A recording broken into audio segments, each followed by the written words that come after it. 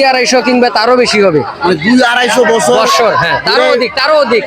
দীর্ঘ 25 বছর পরে আজকে মেলা দেখার জন্য আসলে আপনাদের সাথে নিয়ে আজকে মেলাটি দেখি এবং আমাদের এই মেলাটি কোথায় অবস্থিত সেই কুমিল্লা জেলার চান্দিনা থানায় সিদ্ধেশ্বরী মুড়া নামে এই জায়গাটি পরিচিত এবং প্রত্যেকটি বছর পয়লা বৈশাখে এই মেলাটি সারা বাংলাদেশ থেকে অনেকে এই মেলাটি দেখার জন্য আসেন এবং হিন্দু ভাইদের জন্য এই মেলাটি হচ্ছে সবার জন্য প্রিয় একটি জায়গা। সিদ্ধেশ্বরী মুড়াতে এই মেলাটি হয়ে থাকে।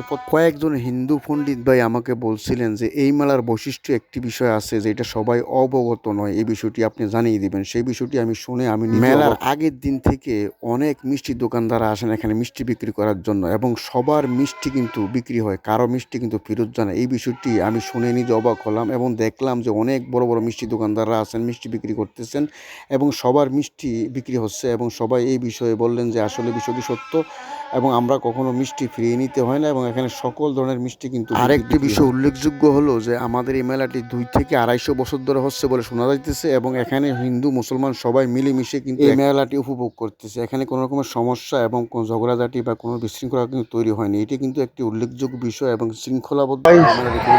হিন্দুরা আছে, পূজা পাঠ করতেছেন। দাদা কি অবস্থা, ভালো আছেন? ভালো আছেন দাদা? এই মেলাটা কত বছর ধরে চলতেছে? মেলাটা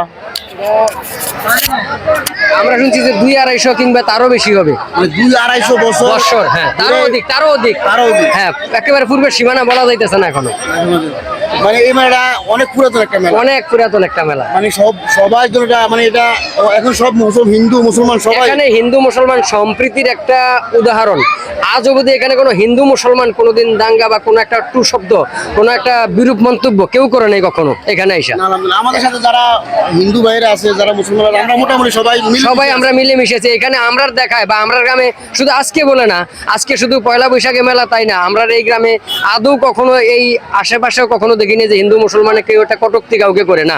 আমরা এখানে যারা মুসলিম সম্প্রদায় আছে তারা সবাই আমাদেরকে যথেষ্ট মানে শ্রদ্ধার চোখে দেখে, আমরাও তাদের সম্মানের চোখে দেখি এবং আমরা একটা মিলেমিশে সম্প্রীতির ভিতরে আছি। ধন্যবাদ দাদা। দাদা এই জায়গাটার নাম কি? এই জায়গাটার নাম হলো বামনডা সিদ্ধেশ্বরী মুড়া।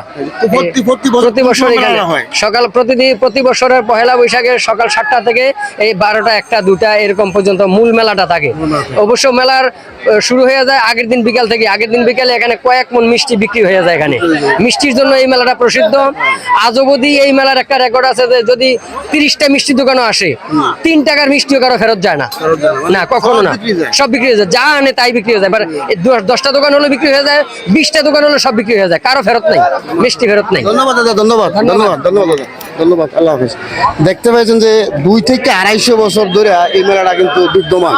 যে দাদার মুখ থেকে শুনলেন যে অনেক কিছু বিক্রি হয়। দেখতে পাইতেছেন যে হিন্দুদের পূজা করার জন্য যে বিষয়গুলো আছে সেগুলো কিন্তু আছে, যে অনেকে আছেন বিক্রি করতেছেন।